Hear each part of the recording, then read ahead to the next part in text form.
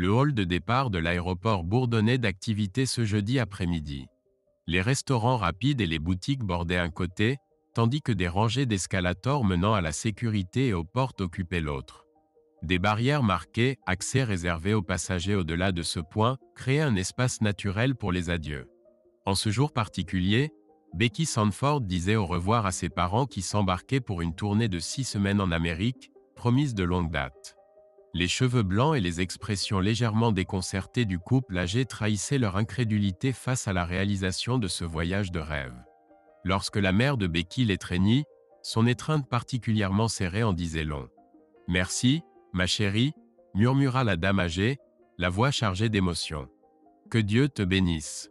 Une boule se forma dans la gorge de Becky tandis qu'elle regardait ses parents disparaître dans l'escalator, sa mère se retournant pour faire signe jusqu'à ce qu'ils disparaissent de vue. Retenant ses larmes, Becky décida de s'attarder plutôt que de retourner précipitamment à sa routine. Elle acheta un latte médiocre dans un café surévalué et s'installa sur un tabouret haut surplombant le terminal animé. Sirotant son café, Becky réfléchit au conflit silencieux qui couvait entre elle et sa mère. Cela provenait de la décision de Becky et Brian de renouveler leurs vœux en privé, sans la présence de la famille. Sa mère avait été profondément blessée, croyant que de telles cérémonies devaient être partagées avec les êtres chers. Leur dernier échange de regards traduisait une paix durement gagnée entre elles. L'esprit de Becky dériva vers la source de son désir d'un renouvellement privé, sa presque infidélité avec Marcus Devers. Elle s'était dangereusement approchée d'une trahison envers Brian, un fait qu'elle pouvait à peine s'avouer à elle-même, encore moins à sa mère. Le renouvellement des vœux avait été sa façon de se réengager dans son mariage sans regard public. Perdue dans ses pensées, Becky remarqua à peine la femme qui passait devant elle avec une valise bordeaux. Mais lorsque leurs regards se croisèrent, la reconnaissance s'installa. C'était Chibon, un fantôme du passé professionnel de Brian. « Mon Dieu, c'est bien vous », dit Becky, se levant. « Mais n'étiez-vous pas blonde à l'époque ?»« Plus depuis des années », répondit Chibon, d'un ton réservé. Alors que Chibon s'approchait, les souvenirs affluèrent. Elle avait travaillé pour Brian avant que son associé, Eric, ne le force à quitter l'entreprise qu'ils avaient construite ensemble. Les blessures de cette trahison semblaient encore fraîches. « Êtes-vous toujours dans l'entreprise d'Eric » demanda Becky, cherchant des informations. « Grand Dieu, non », dit fermement Chibon. La moitié du personnel est parti dans les mois qui ont suivi le départ de Brian. Moi y compris. Vraiment ? Les sourcils de Becky se levèrent. Brian sera ravi de l'apprendre. Comment ? Vous êtes toujours ensemble ? S'exclama Chibon, sa surprise évidente. Becky se hérissa face à cette insinuation. Et en quoi est-ce si étonnant ? L'attitude contrite de Chibon s'évanouit. Parce que vous avez été odieuse envers Brian, dit-elle d'une voix tranchante. Quand il avait besoin de soutien, vous n'avez fait que le rabaisser. Vous ne savez pas ce qui s'est passé, rétorqua Becky. J'étais présente, contra Chibon. J'ai entendu vos paroles cruelles. Le traité de faible, d'incapable. Becky pâlit, réalisant que Brian s'était certainement confié à Chibon durant cette période tumultueuse. Le poids de ses anciennes paroles pesait lourdement entre elles. La colère de Becky céda la place à une sorte d'incrédulité stupéfaite. Elle vit la haine et le mépris dans l'expression de l'autre femme et cela la bouleversa. « Comment peut-on me haïr ainsi ?» pensa-t-elle. Chibon s'approcha alors de la barrière et murmura d'un ton venimeux. La bouche de Becky s'ouvrit d'horreur. Chibon prit un moment pour savourer l'effet produit, puis tourna les talons et s'éloigna, la tête haute et les épaules droites. Elle disparut dans la foule et 1 minute plus tard, Becky la vit pour la dernière fois, montant l'escalator, se dirigeant vers un vol vers Dieu sait où. Le soir venu, Becky était assise pieds nus sur l'immense canapé en L, les jambes croisées, tripotant ses cuticules. Elle tenta de se distraire avec son téléphone, mais une voix intérieure lui conseilla de ne pas encombrer son esprit et elle décida de l'écouter. Brian, qui bordait actuellement Tara, avait le don d'utiliser l'émotivité de Becky à son avantage et elle était déterminée à ne pas le laisser faire cette fois-ci. En effet, elle emprunta une page du livre de Brian, réfléchissant profondément aux événements passés, explorant ses émotions à leur sujet et comprenant exactement pourquoi elle était si bouleversée. Elle formula même ses arguments et anticipa les contre-arguments probables de Brian.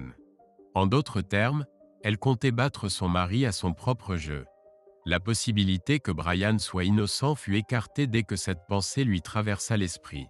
Shibon n'aurait jamais été aussi précise si ce n'était pas vrai.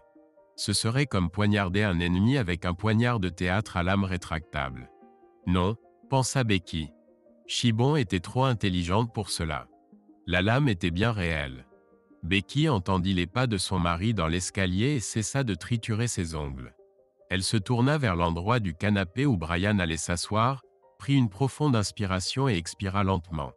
La porte s'ouvrit et son mari entra, refermant doucement derrière lui. Il resta un moment à la regarder. « Voudrais-tu boire quelque chose » demanda-t-il. « Non merci. » La politesse avec laquelle Becky s'exprimait avertit Brian qu'il y avait un problème, bien qu'il l'ait ressenti toute la soirée. Mais il était impossible d'en discuter avec Tara à proximité, alors il maintint la conversation sur des sujets généraux, s'enquérant de ses parents et recevant des réponses courtoises. Maintenant qu'ils étaient seuls, il était vraiment curieux de savoir ce qui se passait.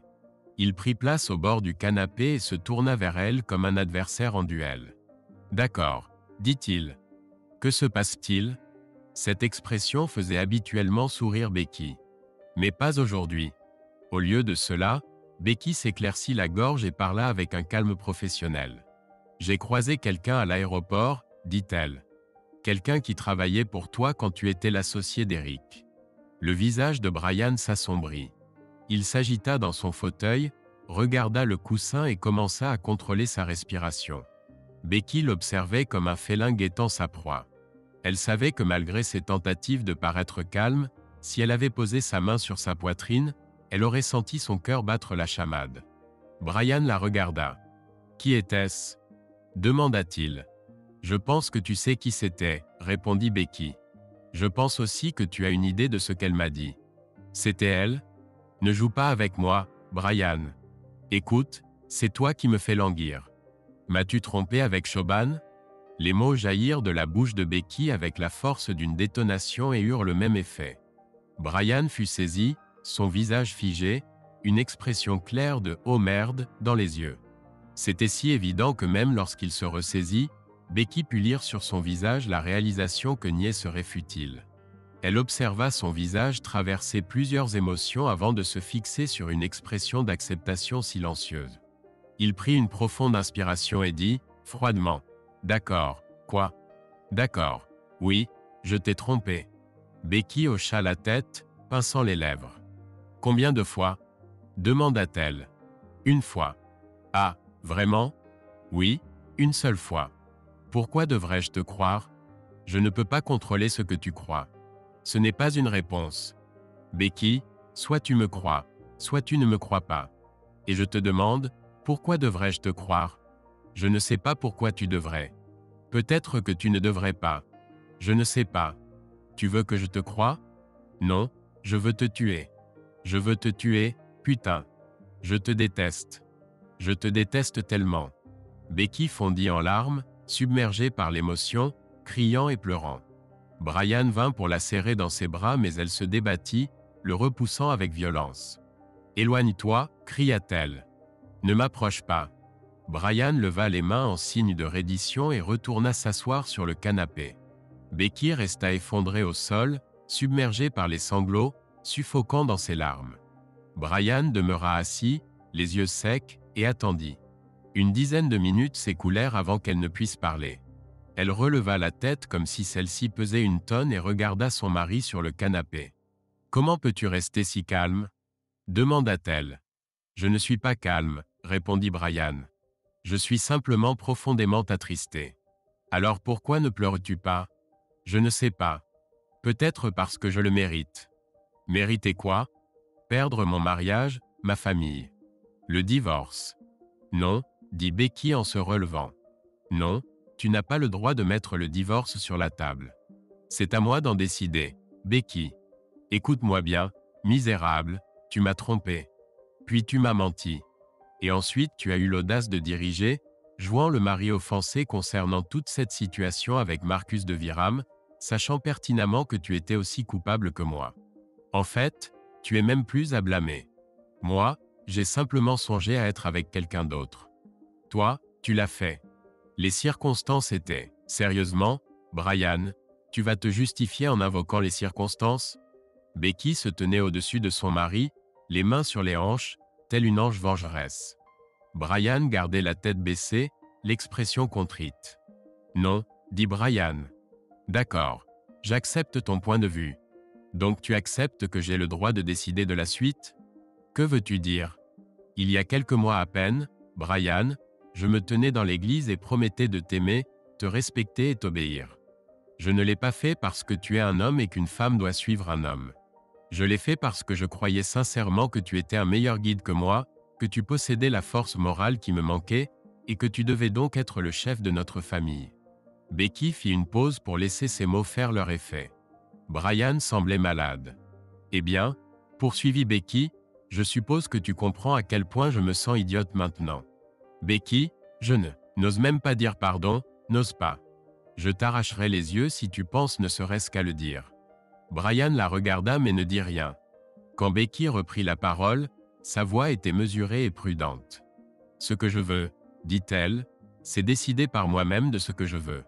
Je ne sais pas encore si je dois rester mariée avec toi ou non, mais je veux la liberté de le découvrir seul. Après ce que tu as fait, je pense que tu me dois bien ça. Qu'en penses-tu, Brian? Cela me semble juste. Bien.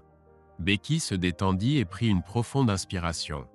Le pire était passé. Elle se tenait toujours au-dessus de Brian, mais maintenant elle ressemblait davantage à une directrice de bureau qu'à une furie vengeresse. Très bien, dit-elle. À partir de ce soir et jusqu'à nouvel ordre, je dormirai dans la chambre d'amis. Becky, je peux. Non, Brian, je veux dormir dans la chambre d'amis. Tu peux garder le lit conjugal si cela signifie quelque chose pour toi. Elle le regarda sévèrement. Brian déglutit et acquiesça. Becky baissa les yeux vers le sol, fronçant les sourcils comme si elle luttait avec ses pensées. Non, dit-elle. Non, quoi? Rien. Je vais me coucher. Tu ne veux pas en discuter? Je pense qu'on en a assez dit, n'est-ce pas? Brian regardait les pieds nus de sa femme. Son expression était désespérée. Becky pouvait voir qu'il désirait de l'affection et cela lui procura un petit sentiment de triomphe. Bonne nuit, dit-elle. Et elle quitta la pièce en fermant la porte, laissant son mari seul. Becky se réveilla tard le lendemain matin. Elle resta allongée, encore fatiguée, heureuse de pouvoir travailler de chez elle aujourd'hui. Brian et Tara étaient déjà debout. Becky entendait leur voix venant d'en bas. Le rire cristallin de sa fille résonnait, suivi de la voix bienveillante de son mari. Tara faisait probablement des caprices. Bon sang, dit Becky au plafond. À l'écoute de ces deux voix, Becky savait qu'elle ne voulait pas séparer Tara de son père, et pas uniquement pour Tara. Elle aimait voir Brian devenir père. Il excellait dans ce rôle. Et en matière d'éducation des enfants, il formait une excellente équipe. Même dans les pires moments, cet aspect de leur relation demeurait solide. Malheureusement, cela excluait aussi le divorce. Becky était toujours furieuse contre Brian, terriblement en colère, et démêler toute cette colère ne serait pas simple. Le divorce serait plus facile. Au lieu de dénouer le nœud gordien, on le tranche simplement, on continue sa vie et on trouve un autre homme. Les femmes le font constamment. Alors que rester marié nécessite des conversations, de l'introspection et une analyse de soi. Becky se sentait épuisée rien qu'à y penser. Pourquoi les relations intimes ne pouvaient-elles pas simplement fonctionner, au lieu d'être un travail? Des pas d'enfant se firent entendre dans l'escalier. Becky se redressa dans le lit au moment où la porte s'ouvrit et que Tara entra. Elle était habillée et prête pour l'école. « Oh » dit la petite. Elle ressortit rapidement et ferma la porte. Becky allait demander ce qui se passait quand elle entendit « Toc, toc ». Becky rit et dit « Entre ». Tara entra et grimpa sur le lit. Becky vérifia par réflexe que la petite ne portait pas de chaussures puis serra sa fille dans ses bras. « Tu vas à l'école » demanda Becky. « Oui, maman, dit Tara. »« Maman, j'ai une question. »« Qu'est-ce que c'est, ma chérie? Pourquoi dors-tu ici? Je n'arrivais pas à dormir hier soir et je ne voulais pas réveiller ton père. C'est pour ça que tu t'es réveillé tard. »« Oui, c'est clair. » Il y avait une note de doute dans la voix de Tara. Becky fronça les sourcils et dit « Que t'a dit ton père ?»« Rien, dit Tara. »« Il m'a dit de te le demander. Bien sûr. Tu viens me chercher? Bien sûr, ma chérie. C'est vendredi. Je viens toujours te chercher le vendredi. Super.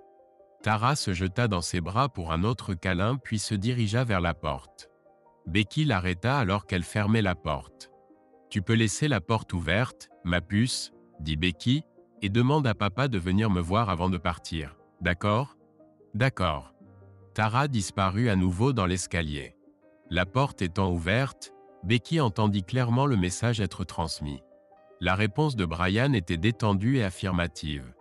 Impossible de deviner qu'il s'agissait d'un homme dont le mariage ne tenait qu'à un fil. Becky sortit du lit et enfila sa robe de chambre. Elle entendit Brian monter les escaliers et alla se placer dans la partie de la chambre où le lit serait entre eux. Ses bras étaient étroitement croisés quand il entra et resta à la porte. « Bonjour, dit-il. » Becky hocha la tête, ne faisant pas tout à fait confiance à sa voix pour trouver le bon ton. Elle toussa et dit « Pourquoi as-tu dit à notre fille que je dormais ici ?»« Eh bien, dit Brian, pendant que nous prenions le petit déjeuner, elle a demandé pourquoi tu ne descendais pas. Qu'est-ce que tu lui as dit ? Je lui ai dit de te le demander. Ce qui incluait bien sûr de lui dire que j'étais dans la chambre d'amis. Pourquoi ne lui as-tu pas simplement dit que je me reposais ? Je ne le savais pas. Pour l'amour du ciel, Brian réfléchit. La mâchoire de Brian se crispa. Il ferma doucement la porte et parla d'une voix basse. Toi et moi avons convenu de ne pas mettre des mots dans la bouche l'un de l'autre, dit-il. Si Tara a une question à ton sujet, elle te la pose. Si elle a une question à mon sujet, elle me la pose. Et si l'autre parent n'est pas disponible, elle doit attendre. Brian, c'est pour les choses importantes. Tout ce que tu dis à ton enfant est important. Ne joue pas les vertueux avec moi. Tu n'es pas en position de revendiquer une supériorité morale. Je n'essaie pas. C'est un foutu mensonge. Tu adores que Tara te fasse confiance et te regarde avec admiration. Elle ne sait toujours pas quel genre d'ordure tu es vraiment. Brian regarda sa femme, réfléchissant à ce qu'il pourrait dire en réponse et décidant de ne rien dire. Dans le silence, ils entendirent tous les deux la faible voix de Tara qui appelait d'en bas. Brian ouvrit la porte et cria. « Quoi, Tara ? On doit y aller. » Brian vérifia l'heure sur son téléphone et grimaça. « Merde, elle a raison, dit-il. Alors va-t'en. Toi. Fuis. Tu sais, Becky, tu n'es peut-être pas non plus un cadeau. Oui, mais la dernière fois que j'ai vérifié, je n'avais pas eu de liaison avec mes collègues. » Elle croisa les bras et lança à Brian un regard qui disait « Essaie de faire mieux que ça, espèce de salaud. » Brian poussa un profond soupir et quitta la pièce. Quelques minutes plus tard, lui et Tara partirent, laissant Becky seule dans la maison silencieuse. Becky installa son ordinateur portable, ses documents de travail et son téléphone bien chargé sur la table de la salle à manger. Elle prit une douche, s'habilla et se prépara une cafetière de café particulièrement corsée, mais après une demi-heure d'activité, elle réalisa qu'elle ne parvenait pas à se concentrer. Becky se pencha en arrière et pressa ses doigts contre ses tempes, se demandant que faire. Elle pouvait aller au bureau, travailler entourée d'autres personnes était toujours plus facile. Mais dès que cette pensée lui traversa l'esprit, son corps sembla hurler « non ». Becky savait que si elle y allait, elle ne pourrait s'empêcher de raconter à quelqu'un ce qui s'était passé, et elle ne le voulait pas. Elle savait par expérience que les femmes avaient tendance à prendre son parti, et bien qu'il fût tentant d'avoir une bonne séance de doléances sur Brian et les hommes en général, une voix intérieure l'avertissait qu'il y avait trop en jeu pour utiliser cette situation comme prétexte à la solidarité féminine. Assise devant sa tasse de café, Becky réalisa qu'elle n'avait pas de véritables amis proches. Toutes les femmes qu'elle fréquentait étaient soit les mères des camarades de classe de Tara, soit des collègues de travail, des personnes à qui Becky confierait sa fille ou un secret professionnel. Mais à qui pouvait-elle confier les pensées intimes de son cœur ? Des pensées que même Becky ne pouvait que ressentir sans pouvoir les articuler. Les gens qu'elle connaissait auraient tendance à la juger, elle ou Brian, et à imposer leur propre opinion. La seule personne en qui Becky avait confiance pour vraiment l'écouter était Brian. « Mon Dieu, quel gâchis !» se dit Becky. « Es-tu simplement en train de te plaindre ?» dit une voix intérieure. « Ou lui demandes-tu de l'aide ?» Becky gémit intérieurement. Sa mère avait toujours détesté que sa fille prenne le nom du Seigneur en vain. Il semblait que même à des milliers de kilomètres, cette femme âgée ne cessait jamais d'avoir son propre avis. D'accord. J'ai juré, dit mentalement Becky. Mais sérieusement, si tu as quelque chose à dire qui pourrait aider, je suis tout oui. Eh bien, je te rappellerai que le vœu que tu as fait dans cette église n'était pas fait à Brian mais à Dieu. Tu n'as pas promis à Brian que tu serais une meilleure épouse s'il était un meilleur mari. Tu as promis à Dieu que tu serais une meilleure épouse, point final. Donc si Brian me trompe, je devrais quand même essayer d'être une bonne épouse. Oui, mais c'est de la folie. Becky, si Brian rompt son serment, c'est entre lui et Dieu. Cela n'a rien à voir avec toi. Cela a tout à voir avec moi. Vraiment? Donc si Brian commence à négliger Tara, tu te sentiras justifié de la négliger aussi? C'est différent. En quoi est-ce différent? Les principes que vous appliquez à votre relation en tant que parent fonctionnent clairement pour toi et Brian. Pourquoi penses-tu que ces mêmes principes ne peuvent pas s'appliquer à votre relation d'époux? De quels principes parles-tu? Eh bien, n'est-ce pas ce que tu dois découvrir? Becky resta assise à faire tourner sa tasse de café vide entre ses mains, le regard perdu dans le vide. Son cœur battait la chamade et elle avait un goût amer dans la bouche. « Pourquoi as-tu peur » dit une voix intérieure. « Je ne sais pas » se dit Becky. « Si, tu sais. »« Oh, tais-toi. Pourquoi cela te fait-il tant de mal ?»« Parce que je l'aime » cria Becky dans sa tête. « Je l'aime et ce n'est pas pour ce qu'il me fait ressentir ou parce qu'il est un père formidable ou parce qu'il répond à mes exigences. Je l'aime et cela m'enrage de réaliser à quel point je l'aime uniquement parce qu'il m'a trompé. J'ai maintenant le droit d'obtenir le divorce sans conséquences négatives pour moi et je n'en veux pas. Pourquoi pas? Parce que c'est tellement injuste. Si je trompais Brian, il divorcerait sans poser de questions. Il dirait quelque chose comme « Je t'aime, Becky, mais je ne peux pas vivre avec moi-même en tant qu'homme trompé. » Et ce serait tout. Il me pardonnerait et divorcerait. Alors je sens fortement que je devrais faire de même avec lui. En fait, si je ne fais pas de même avec lui, j'aurais l'impression de m'être trahi moi-même. Tu sais quoi, Becky, ces préoccupations sont valables et tu dois absolument les aborder. Mais cela fait si mal et c'est effrayant. Je sais, ma chérie, je sais. Maman, Becky leva les yeux, s'attendant à moitié à la voir dans la pièce. Mais bien sûr, elle n'était pas là. Tout cela s'était passé dans sa tête. Réalisant qu'elle était seule et que personne ne pouvait la serrer dans ses bras, Becky éclata en sanglots. Le lieu de travail de Brian était un immense bâtiment moderne aux grandes fenêtres laissant entrer beaucoup de lumière naturelle. Au rez-de-chaussée, il y avait un espace café en libre service avec des comptoirs de nourriture et de boissons d'un côté et un espace de restauration de l'autre. Brian paya son déjeuner composé de thon en ciabatta et d'eau gazeuse et partit chercher une table libre. Il venait de poser son plateau quand son téléphone sonna. C'était Becky. Brian prit une profonde inspiration et répondit au téléphone. « Allô » dit-il. « Bonjour Brian, tu peux parler ? Je viens de commencer ma pause déjeuner. Cela veut dire non ? Non, non, non. Oui, oui, je peux parler. » La voix de Becky était calme et posée. Il n'y avait aucune chaleur dans sa voix, mais il n'y avait pas non plus la dureté derrière laquelle elle cachait habituellement sa colère. Brian n'entendait aucune émotion du tout. Cela l'inquiétait et il posa sa main libre sur la table pour garder son équilibre. « Je veux partir pour le week-end, dit-elle. J'ai besoin d'être seul pour réfléchir. »« D'accord, » dit Brian. « Tu peux t'occuper de Tara ? » ?»« Bien sûr, bien. » Il y eut une pause. Brian s'éclaircit la gorge et dit « Quand veux-tu partir ? » ?»« Ce soir, » dit Becky. « Et je serai de retour dimanche soir. »« Tu veux aller chercher Tara à l'école ? » ?»« Non, je m'en occuperai. Je le lui ai promis et je veux tenir parole. » D'ailleurs, Becky s'interrompit. Il y eut un silence pendant lequel l'imagination de Brian se remplit des mots non prononcés. D'ailleurs, ce sera peut-être la dernière fois que Tara me verra comme faisant partie d'une famille unie. Il entendit Becky s'éclaircir la gorge. « D'accord, Brian, » dit-elle. « C'est tout ce que je voulais demander. Merci pour ton aide, Becky, je suis son père, n'est-ce pas? Au revoir, Brian. » Le téléphone se coupa. Brian savait qu'il n'avait que quelques secondes avant d'éclater en sanglots. Laissant son plateau sur la table, il se dirigea rapidement vers les toilettes des hommes, glissant son téléphone dans sa poche au passage. En poussant la porte, il vit un homme à l'urinoir, mais heureusement toutes les cabines étaient libres. Brian entra dans la dernière, près du mur, ferma le verrou et s'assit sur la cuvette fermée. Brian avait appris l'art de pleurer en silence à l'école, une compétence que presque tous les garçons devaient maîtriser. Les rares qui n'apprenaient pas passaient leur temps dans le tourment, moquaient et raillaient. Le secret était d'incliner la tête vers le bas et d'ouvrir la bouche aussi grand que possible. Ainsi, les sanglots sortaient comme de discrets soupirs et on pouvait tousser pour couvrir les plus bruyants. Les larmes tombaient directement sur le sol, ne laissant donc pas de traces sur le visage quand on sortait de la cabine.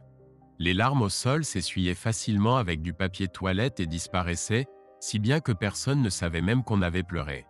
Bien sûr, les collègues actuels de Brian ne l'auraient pas moqué ni traité de bébé en face. Mais il ne voulait toujours pas en parler, et la meilleure façon d'éviter de discuter d'un problème est que les gens ne sachent même pas qu'il existe. C'est ainsi que Brian avait gardé sa seule liaison avec Siobhan secrète pour sa femme toutes ces années. Si Becky avait su que Brian avait un secret, elle l'aurait percé à jour en 30 secondes. Mais Brian avait décidé d'emporter cet incident avec Siobhan dans sa tombe et une fois cette décision prise, cela s'était simplement estompé en arrière-plan. Le fait que lui et Becky se dirigeaient vers le divorce à l'époque n'arrangeait pas les choses. Becky essaya de soutenir Brian durant son conflit avec Eric, mais plus elle réalisait les conséquences financières, plus elle était effrayée. Brian avait déjà connu la langue acérée de son épouse quand elle se sentait vulnérable, mais il n'était nullement préparé à sa cruauté lorsqu'elle était terrifiée. La façon dont Becky avait rencontré et épousé Brian ressemblait à un conte de fées, et maintenant cette histoire s'effondrait sous ses yeux. Au lieu de trouver son âme sœur, Becky se sentait prisonnière d'un mariage avec un homme trahi par un ancien ami et qui semblait avoir oublié sa femme et son avenir. Ce fut une période terrible pour eux deux, et Becky tenait Brian pour responsable de tout, l'accusant de l'avoir dupé en lui faisant croire qu'il était un véritable homme. Après une dispute particulièrement violente où le mot « raté » fut prononcé, Brian quitta la maison un vendredi soir. Conduisant machinalement, il se retrouva au bureau, bien qu'il eût rendu les clés une semaine auparavant. Une lumière brillait à l'une des fenêtres et Brian sonna, espérant qu'Eric serait là seul, mais ce n'était pas Eric, c'était Siobhan. Brian n'avait aucunement l'intention de partager un moment d'intimité avec elle. Ils s'assirent sur le canapé dans le bureau d'Eric, celui qui était autrefois dans son bureau, et Brian lui confia tout ce qu'il avait sur le cœur. Siobhan était une excellente confidente et fut sincèrement bouleversée par le tournant qu'avait pris la vie de Brian. Il se mit à pleurer et tenta de se retenir, mais Siobhan l'en empêcha. Elle le serra dans ses bras et le réconforta, lui disant combien c'était merveilleux qu'il lui fasse confiance pour partager ses émotions. Bientôt, Brian sentit son regard et se retrouva plongé dans ses yeux. « Ne me regarde pas comme ça, dit-il. « Pourquoi pas ? Parce que cela me donne envie de t'embrasser. Brian, je veux que tu m'embrasses. Je meurs d'envie que tu m'embrasses. » Alors Brian l'embrassa. « Veux-tu partager ce moment avec moi ?» demanda-t-elle. « Oui, » répondit Brian gravement. « J'ai une condition. »« D'accord. Si nous faisons cela, dit Siobhan, je ne veux pas de demi-mesure. Je sais que tu aimes ta femme, Brian, et cela m'est égal. Je le désire. Honnêtement, je le désirais depuis très longtemps. » Brian regarda la femme. Il n'avait jamais été infidèle dans une relation, mais il en avait fantasmé, et dans ses fantasmes, il voulait dire non mais ne le pouvait pas à cause de la force de son désir. Mais la réalité était différente. Brian voyait clairement que son désir n'était pas incontrôlablement fort. Cela lui semblait quelque peu froid et indigne. Cependant, le fait que Siobhan lui ait directement confié son désir d'intimité avec lui signifiait beaucoup pour Brian. Il connaissait Siobhan. Il l'appréciait comme collègue et ami. Elle avait pris un grand risque en se montrant si franche avec lui, risquant son rejet, et elle n'était absolument pas le genre de femme à s'offrir à un perdant. Il était toujours un véritable homme à ses yeux, et son désir pour lui faisait sentir Brian viril. Il réalisa que ce n'était pas tant son désir physique qui était fort, mais plutôt sa volonté d'accepter. Et il accepta. Et maintenant, des années plus tard, assis dans une cabine de toilette, adossé au mur, Brian repensait à ce moment et aux 2 heures qui suivirent. Lors du seul appel qu'il passa à Siobhan après cela, elle les décrivit comme « les plus belles heures de ma vie ». Et Brian ressentait la même chose. Elle était prête à le revoir, Mais entre-temps Becky avait annoncé à Brian qu'elle attendait Tara. Cette nouvelle sortit Brian de sa préoccupation avec Eric et le fit se concentrer sur l'avenir. Siobhan comprit. Elle souhaita bonne chance à Brian et dit n'avoir aucun regret. Il l'aima pour cela. Étrange. Il l'aimait parce qu'elle acceptait qu'il ne l'aimât pas. Assis dans la cabine, Brian réalisa que lui non plus n'avait pas de regret. Son seul vrai regret était de s'être fait prendre. Cependant, quand on prend un risque et qu'on perd, il faut en payer le prix. C'est ainsi que fonctionne le monde. Brian se demandait combien ce prix serait élevé. Brian tira la chasse et quitta la cabine. Il salua d'un signe de tête quelques hommes pendant qu'il se lavait les mains, puis retourna à la cafétéria du travail. L'espace restauration était assez animé et les conversations emplissaient l'air, mais Brian pensait voir la table qu'il avait choisie plus tôt et se dirigea vers elle. En s'approchant, il vit qu'elle était toujours libre. Mais son plateau repas avait disparu. Après avoir décidé de prendre un week-end pour elle-même, Becky put se concentrer à nouveau. Elle passa le reste de la journée de manière productive et récupéra Tara à l'heure. Sur le chemin du retour, sa fille attachée sur le siège arrière, Becky décida de mentionner ses prochaines vacances. « Maman part pour le week-end, dit-elle.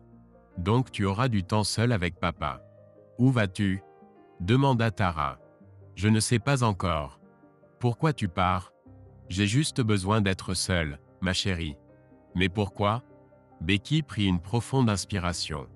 Elle ne voulait pas que Tara pense que cela avait quoi que ce soit à voir avec elle.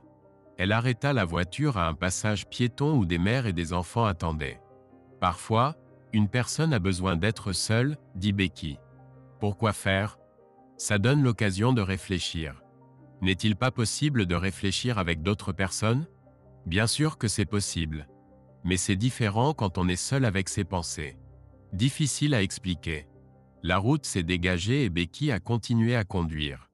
Sur la banquette arrière, Tara fronçait les sourcils, l'esprit en ébullition. « Je n'aime pas être seule, dit Tara. »« Bien sûr, ma chérie, répondit Becky. Je ne veux jamais, jamais être seule. » Becky observa le visage de sa fille dans le rétroviseur.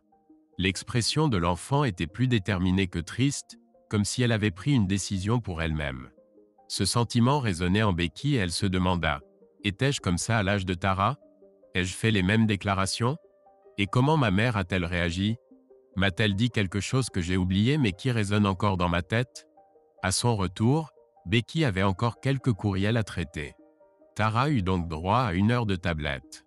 Les deux filles étaient assises côte à côte à la table de la salle à manger, tapant chacune sur leur appareil électronique. Becky emmena ensuite Tara dans une aire de jeu proche, la poussa sur une balançoire et la regarda grimper sur une structure de jeu ressemblant à une ruche géante. Leur retour, la voiture de Brian était déjà dans l'allée. Tara bondit de joie quand Becky ouvrit la porte. « Papa !» s'écria-t-elle en se précipitant dans la maison, laissant Becky seule sur le seuil. Elle entendit leur voix dans la cuisine, le même genre de bavardage bienveillant qu'elle avait entendu le matin. Mais contrairement au matin, Becky ne ressentait aucune chaleur dans ses sons. Au contraire, Becky était irritée par la joie de l'enfant à la vue de son père et pensait qu'il ne méritait pas l'amour qu'il recevait. Becky entra dans la cuisine et vit Brian et Tara assis à table. Tara portait sa veste rouge qui pendait maintenant au dossier de sa chaise. Pour une raison quelconque, cela agaça Becky qui saisit immédiatement la veste. « Je vais la ranger, d'accord ?» dit-elle froidement. Brian se mordit la lèvre et prit la main de sa fille. Becky baissa la tête tel un hibou et dit d'une voix tranchante. « Tu prépareras le dîner pour Tara, n'est-ce pas ?»« Bien sûr, » répondit Brian. « Parfait, alors je vais faire mes bagages. » Becky quitta la pièce désormais silencieuse, accrocha la veste rouge dans le couloir et monta les escaliers en courant. Elle avait une valise à roulettes dans son placard, qu'elle sortit et posa sur le lit. Elle commença à ouvrir les tiroirs et à choisir des vêtements. 5 minutes plus tard, il y avait des hauts, des pantalons et des jupes sur le lit. Becky se demandait si elle devait prendre 2 ou 3 pulls lorsqu'on frappa doucement à la porte. Becky se retourna pour voir Brian avec Tara dans ses bras. Le visage de la fillette était pressé contre son épaule et ses jambes pendaient mollement de son bras. Elle ne bougeait pas, mais Becky entendait des sanglots. Brian serra tendrement l'enfant et prit une profonde inspiration. « Je pense que nous devons nous asseoir tous les trois et parler, dit-il. La première impulsion de Becky fut de crier « C'est toi qui as créé cette situation, débrouille-toi tout seul », mais ce sentiment passa et elle acquiesça, dégageant un espace sur le lit pour qu'il puisse s'asseoir. Elle fit signe à Brian de lui confier Tara pour qu'elle puisse installer l'enfant sur ses genoux et la serrer dans ses bras. Brian s'assit à côté de la mère et de la fille, posant sa main sur le lit et croisant les jambes. « Tu es triste, ma chérie ?» demanda Becky à sa fille. Tara hocha la tête en sanglotant. « Pourquoi es-tu triste ?» demanda Becky. « Parce que tu t'en vas. Je ne pars que pour quelques jours. Je serai de retour dimanche, je te le promets. Mais pourquoi ? Je te l'ai dit, ma puce. J'ai besoin de réfléchir à quelque chose. À quoi exactement ? Des choses d'adultes. Des choses qu'il ne serait pas juste de t'imposer. C'est quoi, imposer ? Becky ajusta l'enfant sur ses genoux tout en réfléchissant. Brian observait silencieusement, l'expression neutre. Un fardeau est quelque chose de lourd, dit Becky à Tara. Tu sais, quand on va au supermarché, on achète des courses et on les transporte jusqu'à la voiture dans des sacs ? Oui, dit Tara. Eh bien, imagine que je prenne un de ces sacs lourds et que je te dise que tu dois le porter. Est-ce que ce serait juste ? Non. Pourquoi pas ? Parce que je suis encore petite. Exactement. C'est pourquoi, comme je veux être juste, je ne te donnerai jamais un fardeau trop lourd pour toi. Tu comprends ? Tara fronça les sourcils en réfléchissant. Elle était si mignonne que Becky dut résister à l'envie de la serrer fort et d'embrasser ses joues potelées. « Mais maman, dit Tara, ça veut dire que tu portes un sac lourd ? » Oui, d'une certaine façon, dit Becky. Un problème d'adulte peut ressembler à un sac lourd. Papa ne peut pas t'aider à le porter ? Pas cette fois, ma chérie. Certains sacs peuvent être portés avec d'autres personnes, tandis que d'autres doivent être portés seuls. Le sac que je porte est exactement comme ça. Tu ne peux pas le poser ? J'y réfléchis, ma puce. Becky serra Tara fort contre elle et posa son menton sur la tête de l'enfant. Ainsi, Becky pouvait regarder Brian sans que leur enfant ne le voie. Je réfléchis à poser le sac, dit Becky. Mais dis-moi, Tara, que se passera-t-il si je laisse le sac de course dans la rue et que je pars ? Quelqu'un d'autre peut le prendre. C'est vrai. Et je perdrai mes achats. Donc la question que je dois me poser est, est-ce que je veux garder le sac ou est-ce que je veux le poser ? Car tu vois, ma chérie, certains sacs valent la peine d'être portés, même s'ils sont lourds, mais d'autres non. Becky releva son menton de la tête de l'enfant et la regarda dans les yeux. C'est ce que je dois découvrir, dit Becky. Et il est très important que je comprenne tout correctement. C'est pourquoi j'ai besoin de quelques jours pour vraiment y réfléchir. Tu comprends ? Oui, maman. Et je suis vraiment désolé de ne pas pouvoir te dire ce que c'est. Ce n'est pas parce que je ne te fais pas confiance, ma chérie, mais parce qu'il y a des choses d'adultes qu'il serait injuste d'imposer à un enfant. Tu comprends ? Oui, maman. Je t'aime, maman. Je t'aime aussi, ma chérie. Becky serra Tara dans ses bras et pleura. Mais c'étaient des larmes de bonheur, alors Tara elle-même ne pleura pas. Elle se laissa simplement envelopper par l'amour de sa mère, la serrant en retour et se sentant en sécurité. Brian observa les deux femmes de sa vie s'étreindre. Il croisa alors les jambes et quitta silencieusement la pièce. L'auberge du Coach and Horses fut construite à une époque où les hommes portaient des hautes formes et les femmes des jupons. La cour des chevaux était désormais devenue un parking pour les clients et l'on réservait en ligne plutôt que d'inscrire son nom dans un grand registre relié de cuir. Néanmoins, tandis que Becky verrouillait sa voiture et se dirigeait vers le porche latéral, elle se sentit un peu comme une voyageuse dickensienne. Elle portait même sa valise à roulettes par la poignée, car le bruit des roues lui semblait inapproprié à l'atmosphère et l'irritait. À l'intérieur, la vieille porte était toute en bois sombre, avec d'immenses poutres au plafond que l'on pouvait atteindre et toucher. Le sol, l'escalier étroit, le comptoir de réception et son mur lambrissé étaient faits de chêne ou de cerisier plusieurs fois centenaires. La chambre était également lambrissée et les murs étaient en pierre et plâtre blanchi. Becky adorait cela. Le bruit d'un bar animé se faisait entendre depuis l'autre bout du bâtiment et cela lui donnait un sentiment d'accueil et d'attente. Elle s'approcha du haut comptoir de réception, sur lequel se trouvait une de ces sonnettes d'hôtel à l'ancienne. Derrière lui se trouvait un bureau et une chaise pivotante moderne avec une veste de costume 2 pièces accrochée au dossier. Avec un écran d'ordinateur, un clavier et un téléphone sans fil dans son support, c'était un coin d'objets modernes au sein de l'historique, comme un musée à l'envers.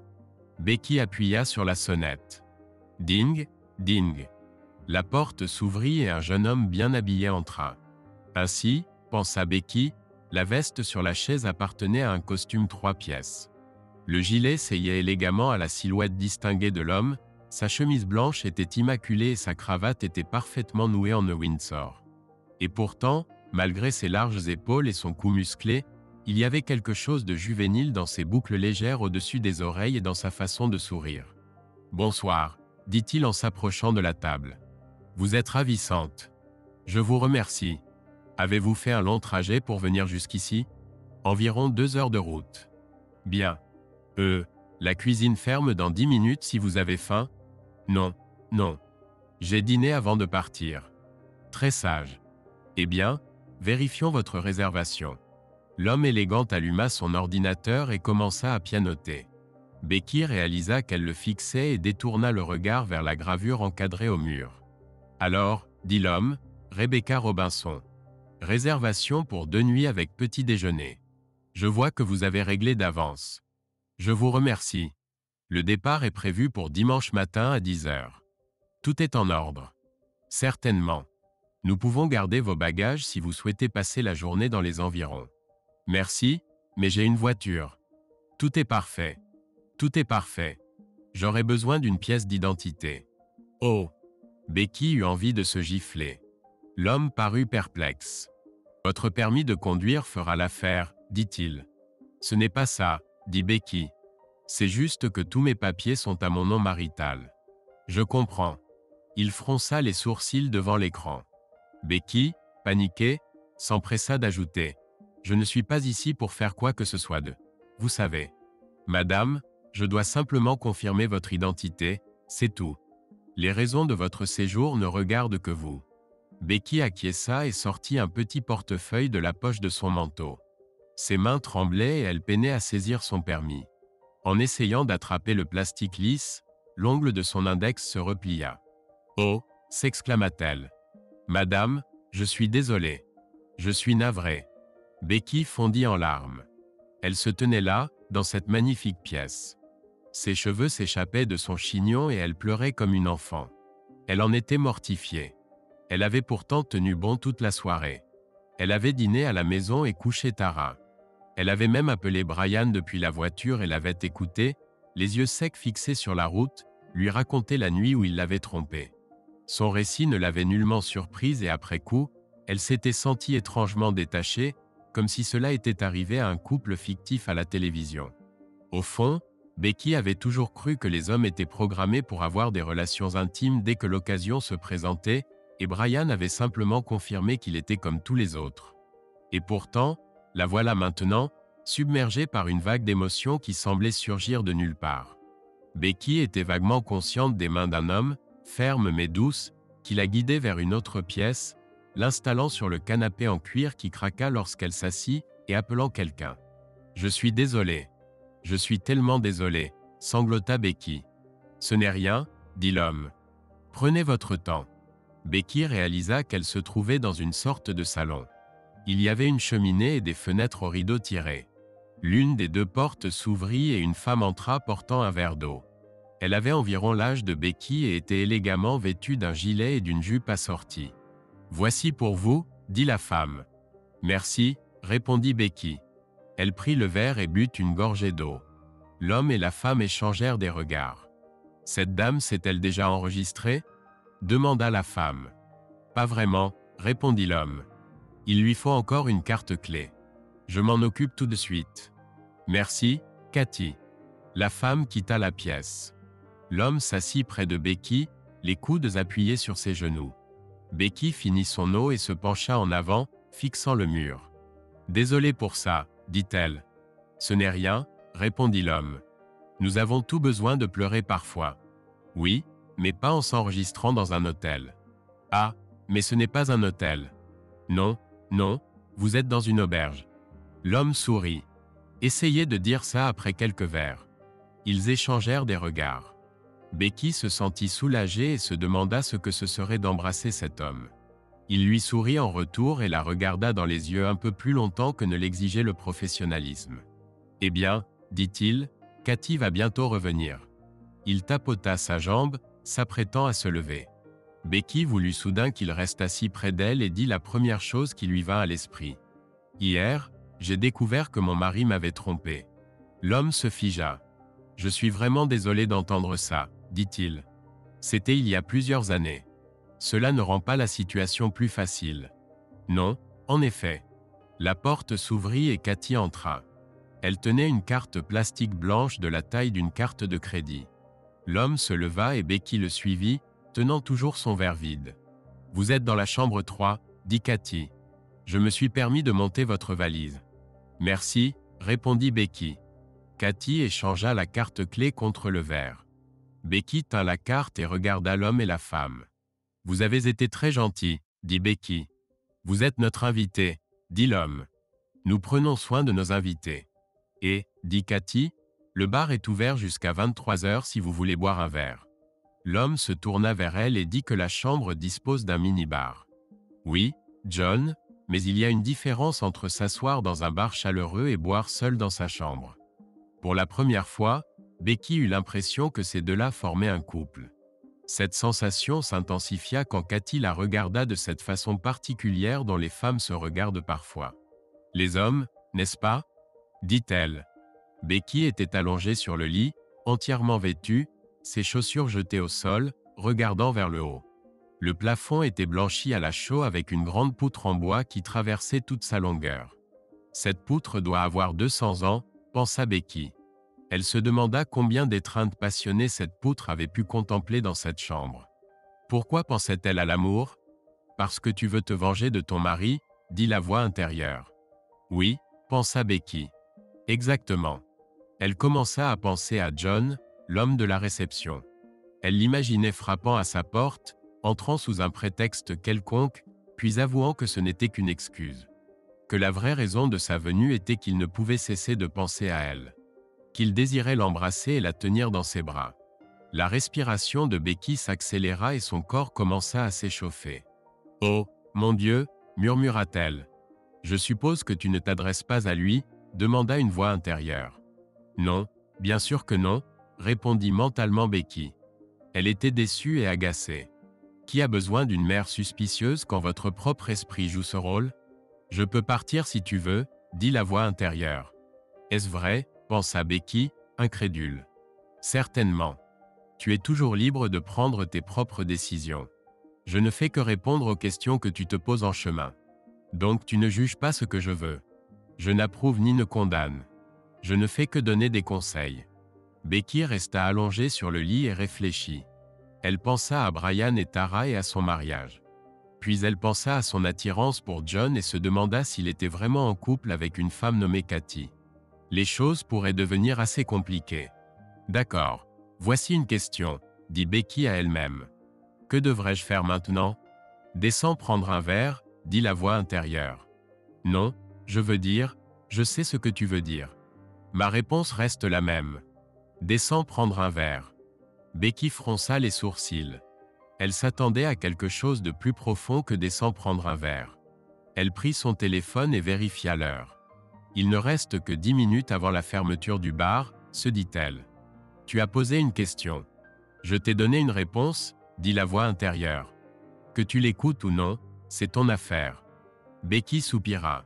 Elle se força à sortir du lit, ouvrit sa valise et passa 5 minutes à décider si elle devait changer de vêtements. Réalisant que le temps pressait, elle enfila ses chaussures, glissa son téléphone, son portefeuille et sa carte clé dans un petit sac et quitta la chambre. Elle gravit rapidement un autre escalier, longea un corridor orné de gravures équestres et de scènes de chasse, puis pénétra dans un bar. La pièce était déserte hormis le barman, un jeune homme d'une vingtaine d'années, occupé à verrouiller la porte principale avec une série de verrous et de lourdes clés métalliques. Sa peau était légèrement hâlée et il arborait une petite coiffure afro-vaporeuse, ses parents étaient probablement métissés, et lorsqu'il se retourna pour voir Becky, son expression devint compatissante. « Désolé, dit-il, je ferme justement. » Ce n'est rien, répondit Becky. Êtes-vous une cliente de l'hôtel? Oui. Il devrait y avoir un mini-bar dans votre chambre. Elle connaît déjà les mini-bars, intervint une voix féminine. Becky se retourna pour voir Cathy qui arrivait du même couloir qu'elle venait d'emprunter. Cathy avait entrouvert son gilet et portait une tablette et un stylet. Elle passa devant Becky et déposa ses affaires sur le comptoir. « Allez, joins-toi à moi pour un verre, » dit Cathy. « Oh, Jake, apporte-moi le planning, s'il te plaît. »« Bien sûr, » répondit le barman. Jake revint au comptoir. Cathy s'installa sur un tabouret et commença à travailler sur sa tablette. Becky restait là, hésitante, ne sachant si elle pouvait se joindre à elle. Cathy parla sans lever les yeux de sa tablette. « Tu seras plus à l'aise ici, » dit-elle. « Pardon. » Becky s'approcha et s'assit sur le tabouret à côté de Cathy. Jake imprima un long reçu depuis le boîtier noir connecté à la caisse, le détacha et le rapporta avec une pile de documents. Il se tourna vers Becky avec un large sourire. « Que puis-je vous servir ?» demanda-t-il. « Oh, un Coca Light, s'il vous plaît. »« Serre-lui un vrai verre, » intervint Cathy, « c'est pour moi. »« D'accord, » dit Jake. « Que dois-je vous apporter ? » ?»« Comme d'habitude pour moi. »« Compris. » Jake se tourna vers Becky, sourcils levés. « Je prendrai la même chose qu'elle, » dit Becky. « Parfait. » Jake partit préparer les boissons. Cathy était absorbée par son écran, tapotant dessus avec son stylet et consultant occasionnellement ses papiers. « J'aurai fini dans quelques minutes, » dit-elle. « Oh, ne vous inquiétez pas pour moi, » répondit Becky. « J'apprécie vraiment. »« Merci. Eh bien, après ce que John m'a dit, j'ai pensé que tu en avais besoin. » Cathy tourna la tête et regarda Becky très directement. Ses yeux semblaient dire « Si tu as un problème avec ce que John m'a dit au sujet de ton mari, c'est le moment d'en parler. » Becky réalisa que malgré ses vêtements élégants et son comportement professionnel, Cathy était une femme forte qui ne craignait pas la confrontation. Becky ressentit un respect immédiat pour l'autre femme et hocha la tête pour montrer qu'elle n'était pas offensée. Jake apparut et déposa 2 verres transparents sur le comptoir devant les 2 femmes.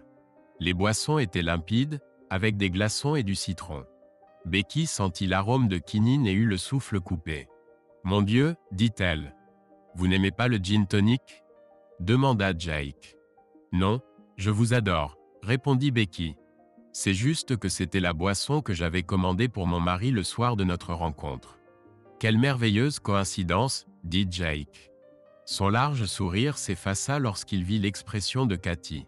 Elle signa le bordereau, rassembla les papiers et les tendit au barman. Il les emporta et Cathy se tourna en levant son verre. « Que souhaitez-vous boire ?» demanda-t-elle. Becky y réfléchit. Sa première pensée fut de faire culpabiliser Brian. Elle voulait le blesser, le punir, vraiment ruiner sa vie. Mais l'idée de le dire à voix haute lui donnait la nausée. « Je ne veux pas lui pardonner, » dit-elle. « Cela semble trop faible. Mais je ne veux pas non plus être une femme vindicative. Elle semble toujours en colère et pleine de ressentiment. »« Qui voulez-vous être ?» demanda Cathy. « Je veux être forte, » dit Becky. « Mais je ne sais pas vraiment à quoi ressemble la force dans cette situation. Alors trinquons à cela. » Cathy leva son verre. À la quête du véritable sens de la force. Becky sentit son cœur soudainement libéré d'un lourd fardeau. Elle prit le gin tonic et fit teinter son verre contre celui de l'autre femme. « Au véritable sens de la force, » dit Becky. Brian regardait la télévision avec sa fille le samedi matin. Ensuite, il lui prépara le petit déjeuner et ils allèrent en ville faire leurs courses de la semaine. La voiture chargée de provisions, il lui offrit une collation dans un café et en apprit plus qu'il n'aurait jamais voulu savoir sur les Powerpuff Girls. De retour à la maison, il laissa Tara s'installer dans le salon pour jouer sur la tablette pendant qu'il déballait les courses dans la cuisine. Brian était à mi-chemin du rangement quand son téléphone vibra. Il vit le nom sur l'écran et son cœur fit un bond. Balayant l'icône verte, il parla d'une voix basse, surveillant du coin de l'œil la porte entr'ouverte. « Allô ?» dit-il. « Salut, Brian, » répondit son épouse. « Comment vas-tu ? » « Ça va jusqu'ici, » répondit-il. « Nous venons de rentrer des courses. Tara est avec toi ? Elle est dans le salon. Je lui ai accordé 1 heure sur la tablette. » Bien. Il y eut un silence. Brian crut entendre le vent souffler dans le téléphone de Becky. Devinant qu'elle était quelque part dans la rue, il demanda « Comment te sens-tu » ? « Je ne sais pas, » dit Becky. « Je fluctue d'un état extrême à l'autre. Parfois, je ne désire que rentrer chez moi et retrouver une vie normale, mais d'autres fois, je souhaite bouleverser notre existence. » C'est clair. Est-ce vraiment clair ? Je ne sais pas, Becky, dit-il. Honnêtement, je l'ignore. Tu as d'habitude réponse à tout, Brian. Pas cette fois. Un nouveau silence s'installa. Brian se dirigea vers la porte de la salle à manger et la ferma doucement. J'ai une question à te poser, dit Becky, et je veux une réponse sincère. As-tu encore confiance en mes paroles ? Demanda Brian. Oui, étrangement, j'ai confiance. Pourquoi ? Je n'en suis pas certaine. Je suis simplement mon instinct. Me donneras-tu ta parole, Brian ? Certainement. Oui, tu as ma parole. Bien. Brian entendit son épouse prendre une profonde inspiration. Depuis que nous sommes ensemble, dit Becky, combien de fois m'as-tu été infidèle ? Une fois. Donc cette histoire avec Siobhan était l'unique en toutes ces années ? Oui. Tu le jures ? Je le jure. Pour être clair, dit Becky, je te donne l'occasion de confesser s'il y a d'autres secrets inavoués. Je comprends, dit Brian. Je comprends aussi que si je dissimule quelque chose maintenant et que tu le découvres plus tard, alors ce sera fini entre nous. Tu demanderas le divorce, n'est-ce pas ? Oui, assurément. Bien. Je maintiens mes propos. Siobhan fut l'unique fois. Un silence s'installa sur la ligne. Brian ouvrit la porte et écouta les bruits dans le couloir. Tara riait doucement à quelques jeux. Brian referma la porte et s'appuya contre le chambranle. D'accord, dit finalement Becky. Je l'accepte. Parfait. Brian resta à l'écoute, résistant à la tentation de demander si elle rentrait maintenant. Il désirait ardemment lui témoigner son amour et retint son souffle, attendant sa réponse. Très bien, dit-elle enfin. Je vais partir maintenant. Mais puis-je t'appeler ce soir ? Bien sûr. D'accord. Embrasse Tara pour moi. Je n'y manquerai pas. Au revoir. Au revoir, Becky. Et Brian garda le téléphone contre son oreille, attendant qu'elle mette fin à l'appel. Becky éteignit son téléphone, le glissa dans sa poche et contempla la vue devant elle. Elle était assise sur un banc sous un arbre et face à elle s'alignaient des rangées d'anciennes pierres tombales dont les dates de naissance remontaient aux années 1800. Mais le regard de Becky se porta au-delà des sépultures, vers la vieille église de pierre qui se dressait sous un ciel bleu parsemé de nuages blancs, la même église où elle et Brian avaient renouvelé leurs vœux quelques mois auparavant. Fin de la première partie. Si vous appréciez cette histoire, merci de nous soutenir avec le bouton « J'aime » et de partager vos impressions dans les commentaires. Merci.